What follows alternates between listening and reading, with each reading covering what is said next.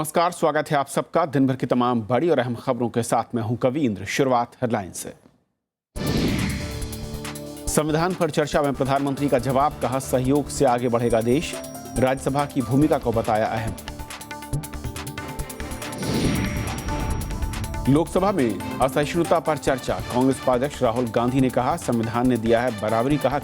गृह मंत्री राजनाथ सिंह ने कहा सहिष्णुता हमारी परंपरा। दिल्ली सरकार जन लोकपाल ड्राफ्ट में बदलाव को तैयार। मुख्यमंत्री अरविंद केजरीवाल ने कहा अन्ना के सुझाव ड्राफ्ट में होंगे शामिल। प्रशांत भूषण ने दी बहस की चुनौती। तमिलनाडु में बारिश से लोग बेहाल, चेन्नई समेत कई जिलों में स्कूल और कॉलेज बंद। मौसम विभाग ने भारी बारिश की जताई आशंका। तुर्की के राष्ट्रपति की पुतिन को चुनौती, रूस ने तुर्की पर लगाया आईएस से तेल खरीदने का आरोप। राष्ट्रपति ओबामा का आईएस के खिलाफ एकजुटता पर जोर।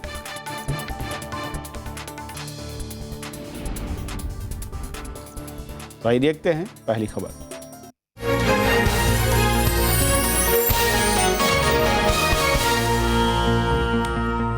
लोकसभा में आज असहिष्णुता पर चर्चा हुई और चर्चा के दौरान कांग्रेस उपाध्यक्ष राहुल गांधी ने कहा कि संविधान ने सबको बराबरी का हक दिया है। वहीं गृह मंत्री राजनाथ सिंह ने कहा कि असहिष्णुता के तमाम आरोप बेबुनियाद और बेकार हैं। सहिष्णुता हमारे देश की परंपरा है। लोकसभा में असहिष्णुता पर गृह मंत्री राजनाथ सिंह ने विपक्ष के आरोपों को सिरे से खारिज कर दिया। उन्होंने कहा कि भारत दुनिया का सबसे ज्यादा सहनशील देश है। उन्होंने कहा कि माहौल बिगाड़ने वालों पर कार्रवाई होगी। भारत में इस्लाम हो, चाहे क्रिश्चियनिटी हो, चाहे कुछ भी हो, अपनी तमाम शाखाओं के साथ मुक्त हवा में फलता फूलता आ रहा है। इससे पहले असहिष्णुता पर कांग्रेस उपाध्यक्ष राहुल गांधी ने सरकार को घेरा। उन्होंने दादरी मामले का हवाला देते हुए प्रधानमंत्री की चुप्पी पर सवाल उठाए। मोहम्मद अखलाक, father of a young air force man, Mohammad Sartaj, who is serving our nation today in the Air Force, is killed in cold blood simply because he is a Muslim. When asked, चर्चा के दौरान कांग्रेस उपाध्यक्ष राहुल गांधी ने प्रधानमंत्री नरेंद्र मोदी के Gujarat model की खामियां गिनाई। उन्होंने कहा कि गुजरात में पटेल आंदोलन इसी का उदाहरण है। आपका जो गुजरात मॉडल था वो गुब्बारे जैसे फटा और पट्टीदार आंदोलन शुरू हुआ। लोग आए, प्रोटेस्ट किया और गुजरात की सरकार क्या करती है? पट्टीदारों के खिलाफ गुजरात की सरकार क्या करती है? 20,000 एफआईआर फाइल करती है उनके खिलाफ। इस मामले पर कई सांसदों ने अपने विचार रखे। सत्ता और विपक्ष के बीच तीखी नोकझोंक भी हुई। श्याम सुंदर के साथ प्रणव गोस्वामी, राज्यसभा टीवी। और इस मसले पर और बातचीत करने के लिए हमारे साथ फर्स्ट पोस्ट के पॉलिटिकल एडिटर संजय सिंह हैं। संजय, स्वागत है आपका हमारे साथ इस चर्चा में जुड़ने के लिए। सबसे पहले तो जिस तरीके से पूरी चर्चा हो रही थी और जो मैं कहूं कि आखिरी दिन जो जवाब था, मैं वहां से शुरू करना चाहूँगा। तमाम जो तरह के आरोप सरकार पर या फिर हाल के कुछ महीनों जो घटना है उसको लेकर जो आरोप थे, जो जवाब था गृह मंत्री का, आपको क्या लगता है कि क्या वाकई उन आरोपों को न सिर्फ खारिज किया बल्कि उसके पीछे ठोस तर्क या तथ्य भी रखे गए या फिर महज औपचारिकता में दिखा? नहीं, देखिए, सरकार की तरफ से एक सार्थक प्रयास था, काफ़ी कॉन्शियस प्रयास था कि जो आरोप सरकार के ऊपर लग रहे हैं उन आरोपों का वो जवाब दें। और मुझे लगता है जब शुरुआती भाषण भी इस बारे में हुआ था, शुरुआत में तो कल मोहम्मद सलीम वाले उन्होंने जो कमेंट किया था एक वीकली के हवाले से, उसको लेकर के काफ़ी देर तक मतलब हाउस एडजर्न करना पड़ा। लेकिन उसके बाद जो चर्चाएं हुई, देखिए, विपक्ष बहुत सारे ऐसे चीज़ों को ले करके उनका काम है कि सरकार के सामने उन चीज़ों को जाहिर करना। सरकार की तरफ से ये प्रयत्न किया गया ये कहने का कि ये एक माहौल इस तरह का बनाया जा रहा है, जबकि वास्तविकता वैसी नहीं है। ये इतना एक इंटेंस डिबेट कविंद्र कुछ दिनों से देश में चल रहा था, जिसपे कि एक चर्चा, सार्थक चर्चा, मुझे लगता है कि चर्चा वो सार्थक रही, क्योंकि दोनों पक्ष को अपनी जो बात कहनी थी वो बात वो कह पाए। और ये लोगों को विवेक पे है कि वो किसकी बात को ज़्यादा तूल देते हैं, ज़्यादा अहमियत से समझते हैं, और उन्हें क्या ये लगता है कि सरकार ने अपना पक्ष रखा या विपक्ष ने वो तमाम जो मुद्दे चल रहे थे उस पर सरकार को उनकी तरफ से ही उनकी जो भावनाएं जिसकी भी रही होंगी, चाहे वो किसी सेक्शन ऑफ सोसाइटी के हों या बड़े सेक्शन ऑफ सोसाइटी को हों, उसको संसद के पटल पे समक्ष रूप से सरकार के सामने रखा। और संजय, जिस तरीके से हमने देखा पूरी बहस में, अगर मैं सरकार के पक्ष की बात करूं, फेडरल सिस्टम को लेकर जो उनके तर्क थे, ऐसा लगता है कि वो पूरी तरीके से, टेक्निकली मैं कहूं, पूरी तरीके से सही साबित हुए और उसे सही साबित करने की जो कोशिश की वो रंग लाती हुई दिखी बहस में। देखिए, एक तो फेडरल स्ट्रक्चर की बात तो वो बार बार सरकार करेगी, क्योंकि लॉ एंड ऑर्डर जो है सहिष्णुता के डिबेट में पूरी तरह वो मसला जाता है वो स्टेट के पास। लेकिन आज दिन में एक जो राज्य लोकसभा में प्रश्नकाल था, उस बीच में वो कम्युनल जो डिस्टर्बेंसेस हुए हैं उनके ऊपर भी चर्चा हुई, जिसमें वो गृह राज्य मंत्री ने कहा कि उनके शासनकाल के दरमियान जब से 2014 में मोदी सरकार आई है, ऐसी घटनाओं में कमी आई है। तो देखिए, केंद्र की एक जिम्मेवारी तो बनती है, वो राज्य का मसला है। ये जरूरत है सरकार की तरफ से कि ऐसी जब घटनाएं हो तो उस समय सरकार का कोई अहम व्यक्ति आकर के अपने पक्ष को उजागर करे, लोगों के बीच में एक ऐसा बयान दे, एक ऐसा माहौल तैयार करने की कोशिश करे, और जिस राज्य में ऐसी घटना हुई उस राज्य के साथ मिलकर के इस तरह की कार्रवाई की जाए कि लोगों के मन में जो भी अविश्वास या भय का माहौल है वो माहौल नहीं रहे। और संजय, एक चीज और है कविंद्र, अगर आप देखेंगे प्राइम मिनिस्टर का आज का स्पीच और जी कंटिन्यू करें आप, और जो उन्होंने पहले लोकसभा में जो उन्होंने भाषण दिया था उसके दरमियान उन्होंने, हालांकि कॉन्स्टिट्यूशन डे के ऊपर डिबेट था, लेकिन उसको भी उन्होंने जवाब देने की कोशिश करी है, क्योंकि उनका जवाब टॉलरेंस इंटॉलरेंस वाले डिबेट पे नहीं हो सकता था। उन्होंने उसके माध्यम से जो बात कहना था उसमें भी उसका जिक्र उन्होंने किया है। एक आखिरी सवाल संजय, जिस तरीके से हमने देखा है और जो एक विपक्ष या फिर जो तमाम एक वर्ग है, उनका एक सीधी एक डिमांड मैं कहूँ जो था, एक आरोप था, एक डिमांड भी थी कि इस तरह की जब घटनाएं हो रही हैं उसमें सरकार की ओर से तुरंत रिएक्शंस नहीं आते। दैट मीन्स कि प्रधानमंत्री या गृह मंत्री की ओर से वो बयान नहीं आते हैं जिनकी उम्मीद की जाती है। आपको लगता है कि इस बहस के बाद ये जो मांग ये वाकई पूरी होती दिखेगी, या फिर सरकार का ये कहना कि हर मसले के बाद जो वो स्टेट का मसला है उस पर न सिर्फ बयान कर सकती है, वो तभी हो सकता है जबकि तमाम तथ्य सरकार के सामने आ जाएं? देखिए कविंद्र, वो दोनों एक्सट्रीम है। ये संभव नहीं है कि हर मसले के ऊपर प्रधानमंत्री की तरफ से देश में हर घटना के ऊपर एक तरह की टिप्पणी आए। फिर वो मुझे लगता है कि थोड़ा ज़्यादा उम्मीद कुछ ज़्यादा रखने वाली बात हो जाएगी। लेकिन हाँ, ये अहम है कि अब जैसे दादरी जैसी घटना होती है तो सरकार का कोई मंत्री, अहम मंत्री मैं कह रहा हूँ, कि आकर के अगर गृह मंत्री करें या उनके सक्षम कोई समक्ष कोई व्यक्ति करे तो एक मैसेज जाता है।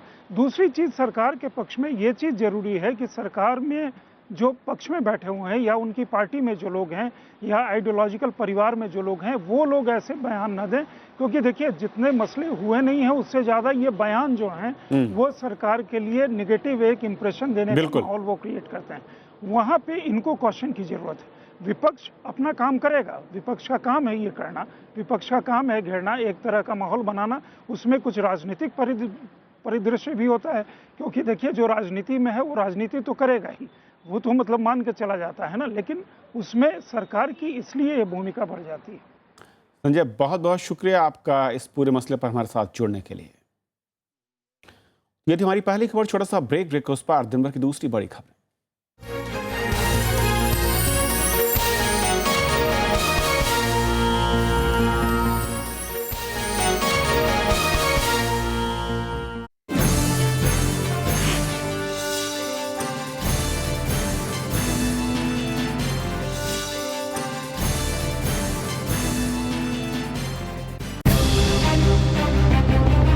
पेरिस में चल रहा सम्मेलन, जलवायु परिवर्तन पर बहस जारी, ग्रीन हाउस गैसों में होगी कटौती, मंथन में जुटी दुनिया सारी। देखिए विशेष कार्बन कटौती, शाम 7:30 बजे।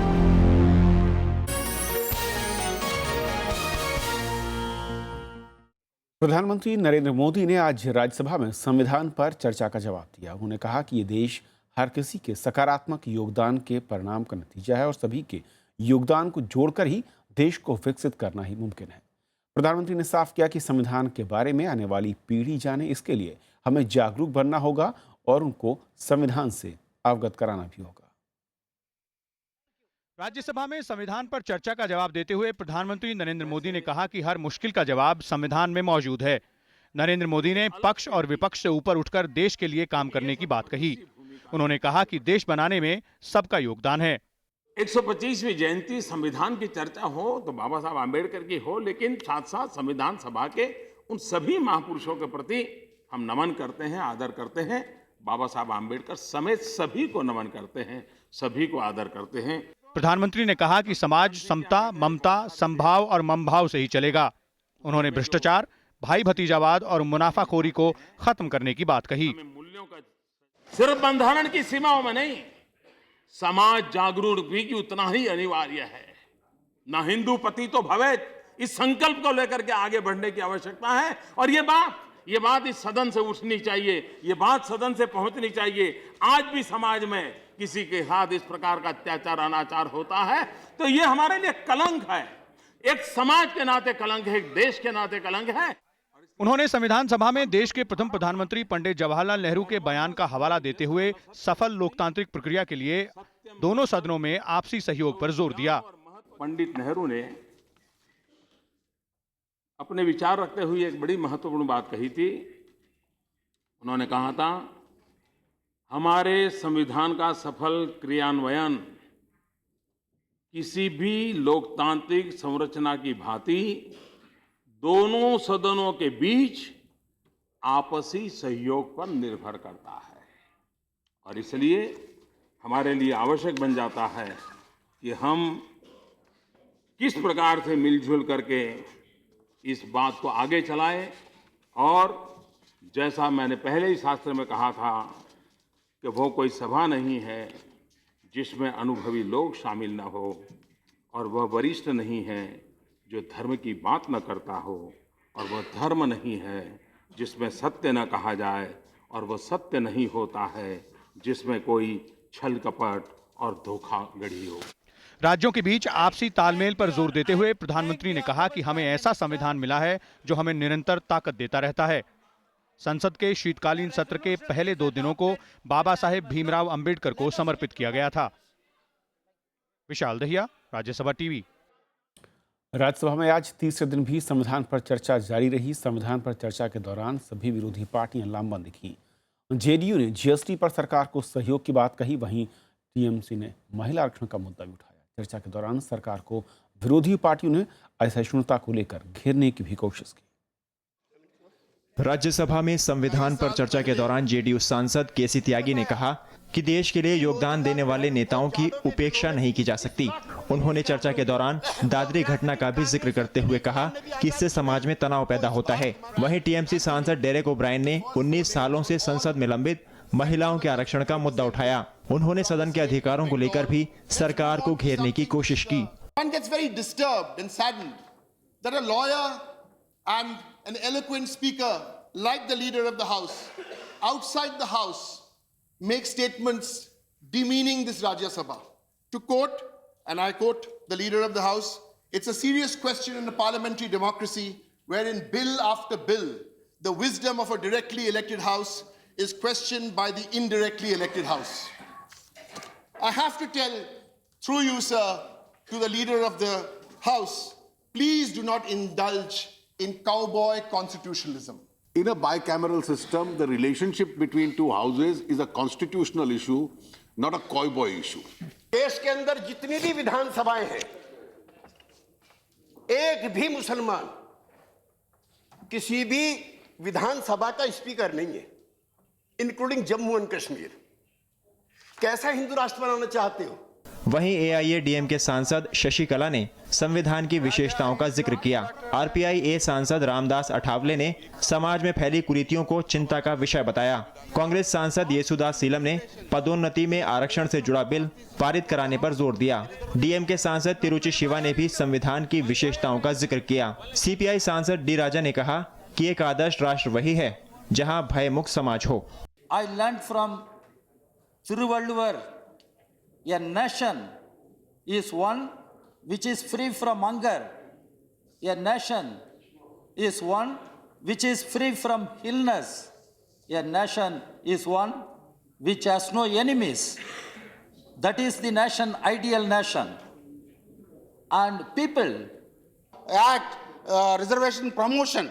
So for that, another, because of the Nagaraj case, there are 3 criteria: backwardness, inadequacy, and the efficiency. Sir, for that also an amendment was there.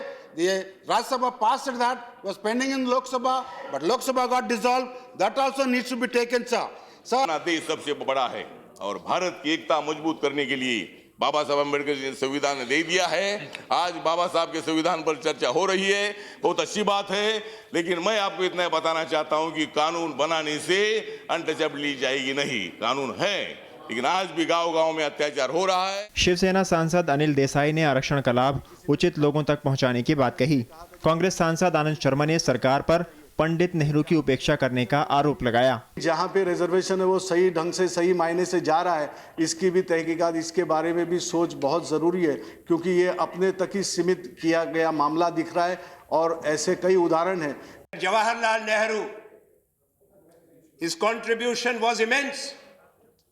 It saddened us when his 125th anniversary was not given that respect. It hurt the people of India. कई और सांसदों ने भी सदन में अपने विचार रखे। संविधान के प्रति प्रतिबद्धता पर हुई बहस मौजूदा राजनीतिक पृष्ठभूमि में हुई। इस बहस में सामाजिक न्याय, आर्थिक बराबरी और कई मुद्दों पर व्यापक चर्चा हुई। कृति मिश्रा के साथ Vishal Dahiya, Rajya Sabha TV.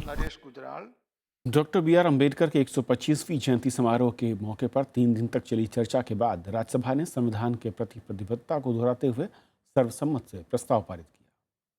Having recalled with appreciation the invaluable services rendered by Dr. B.R. Ambedkar as the chairman of the drafting committee of the Constituent Assembly and all its members in the framing of the Constitution, do hereby solemnly reaffirm our commitment to the principles and ideals of the Constitution and resolve to continue a uphold and maintain the sanctity and supremacy of the Constitution, b.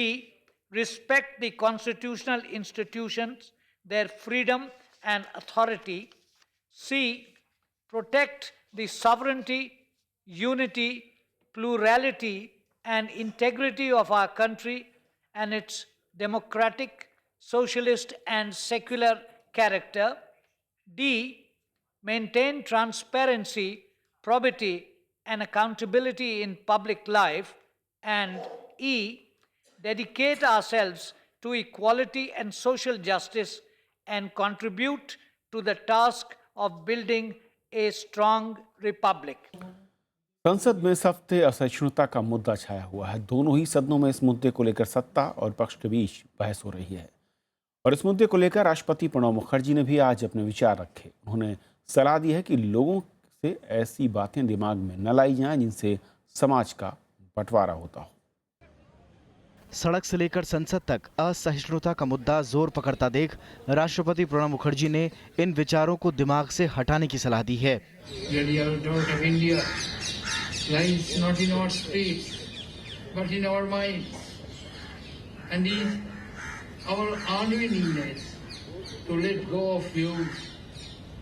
that divide society into them and us, pure and impure.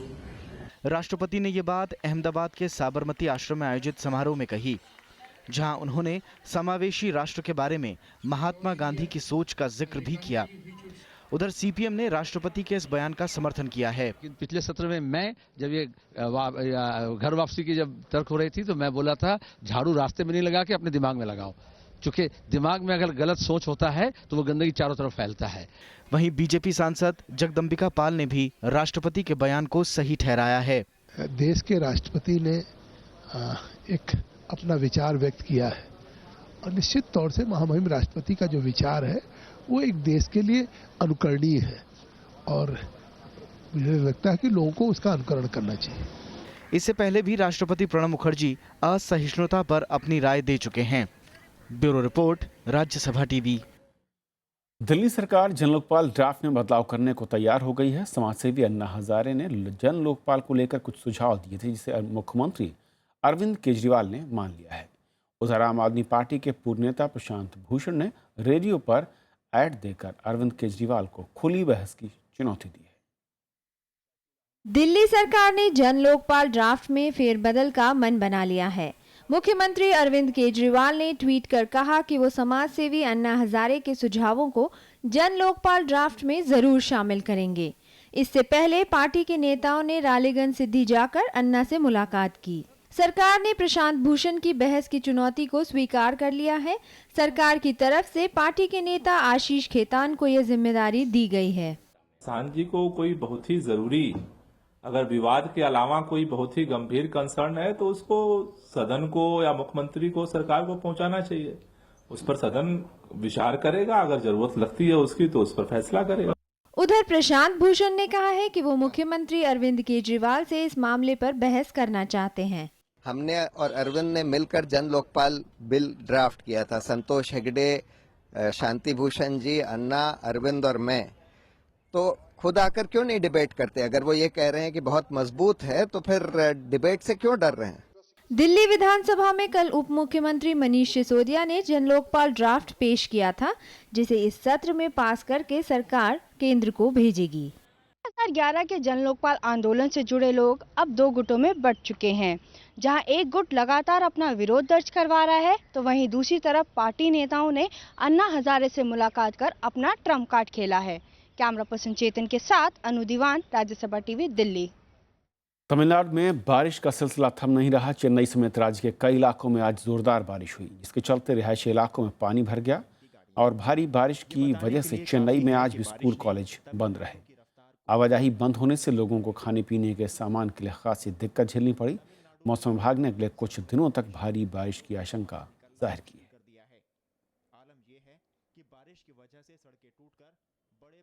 Haryana के अंबाला में आंख के operation के बाद 15 लोगों की एक आंख की रोशनी चली गई। मामला सामने आने के बाद सभी मरीजों को चंडीगढ़ पीजीआई में भर्ती किया गया है, जहां पर अब उनका इलाज चल रहा है। चंडीगढ़ के पीजीआई अस्पताल में भर्ती इन लोगों ने कभी नहीं सोचा था कि उनकी आंख की रोशनी चली जाएगी। मोतियाबिंद से परेशान इन लोगों ने अंबाला के महेश नगर चैरिटेबल ऑर्गेनाइजेशन में 24 नवंबर को ऑपरेशन कराया था। इस कैंप में कई लोगों ने ऑपरेशन कराए थे, लेकिन 15 लोगों की एक आंख की रोशनी चली गई। सर्व कल्याण आई हॉस्पिटल में मम्मी का और 15 ऑपरेशन करवाया था मम्मी का, और उस दिन 15 और लोगों का ऑपरेशन हुआ था। तो जैसे ही ऑपरेशन के नेक्स्ट डे पट्टी खोली तो किसी को भी कुछ नहीं दिखाई दिया।